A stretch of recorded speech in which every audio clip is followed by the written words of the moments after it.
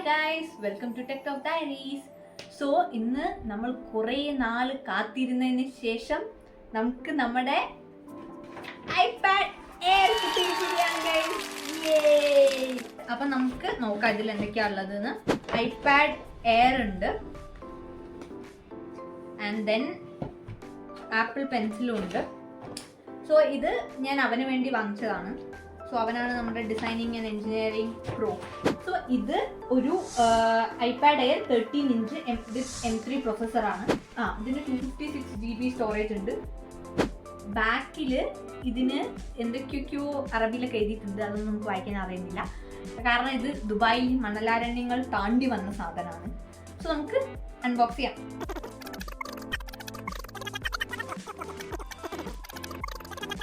So guys, ഞാനിത് പറയാൻ വിട്ടുപോയി. ഇത് ആദ്യമേ ഒരു പ്രാവശ്യം അൺബോക്സ് ചെയ്തതാണ്, കാരണം കുറേ ദൂരം താണ്ടിയാണ് വന്നത്.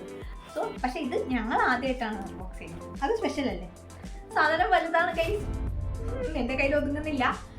ഇത് ഞാൻ ഇങ്ങനെ കാണിക്കുമ്പോൾ എൻ്റെ ചെക്കൻ അവിടെ നിന്ന് നെഞ്ചി കൈ വയ്ക്കുന്നുണ്ട്, കാരണം I am known to be clumsy. അപ്പം ഇത് നമുക്ക് ആദ്യം താഴെ വെക്കാം. അല്ലെങ്കിൽ എൻ്റെ ചെക്കൻ ഇപ്പോൾ ഒരു ഹാർട്ട് അറ്റാക്ക് വരും. ഞാനിപ്പോൾ തന്നെ CPR കൊടുക്കണം. ഞാൻ കഴിഞ്ഞ പ്രാവശ്യം CPR കൊടുത്ത് 2 വർഷത്തിന് മുമ്പാണ്. മക്കളെ കിട്ടിപ്പോയി. എനിക്കിഷ്ടമാണ്, എനിക്ക് ബ്ലൂ ഷെയ്ഡ്സുള്ള എല്ലാം ഇഷ്ടമാണ്. സംഭവം നല്ല സ്ലീക്ക് ആയിട്ടുണ്ട്, സ്ലെൻഡർ ആണ്, ആൻഡ് സെക്സി ആയിട്ടുണ്ട്. So I like it a lot. പക്ഷേ ഇതെനിക്ക് ഉപയോഗിക്കാൻ പറ്റിയ സാധനമല്ല. Very slender and then handy ആണ്.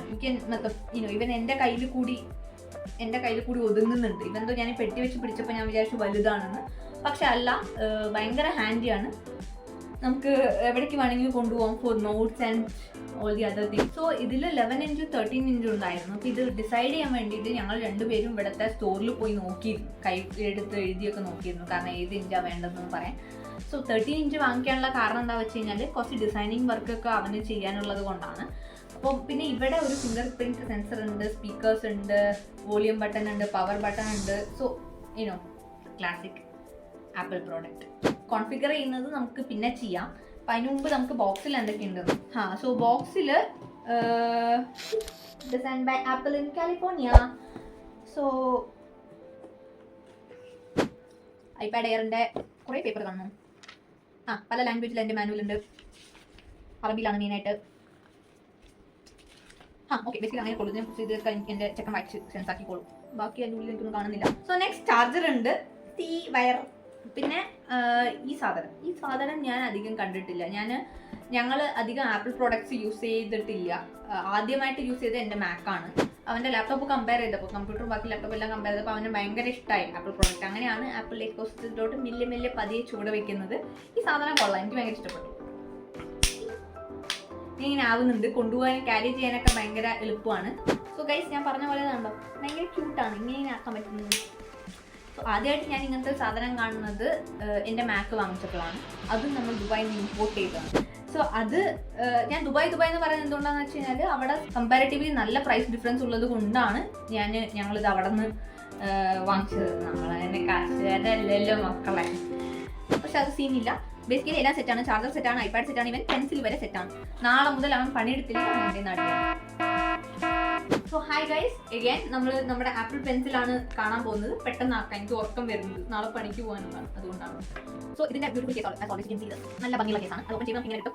അതിൻ്റെ design by Apple in California. Same നമ്മളിങ്ങനെ ഈ സാധനം പുറത്തെടുത്ത് ഇവിടെ താഴെ വയ്ക്കുന്നു. ബ്യൂട്ടിഫുൾ കാണാൻ പറ്റുന്നുണ്ടോ? ബ്യൂട്ടിഫുൾ ആണ്. ഈ സാധനം താഴെ വീണാൽ അവനെ കൊല്ലും. കാണാൻ പറ്റുന്നുണ്ട്? യെസ്. സോ നല്ല ഭംഗിയുണ്ട്. നമുക്ക് ഇത് വെച്ചിട്ട് എഴുതാം.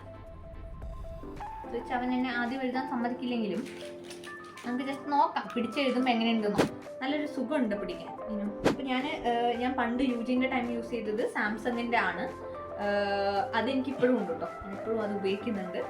ഇതെനിക്ക് ഒറ്റ നോട്ടത്തിൽ എനിക്ക് കുറച്ചും കൂടി പിടിക്കുമ്പോൾ ഗ്രിപ്പുണ്ട്, അതാണ് എനിക്കിപ്പോൾ പറയാൻ പറ്റുള്ളൂ.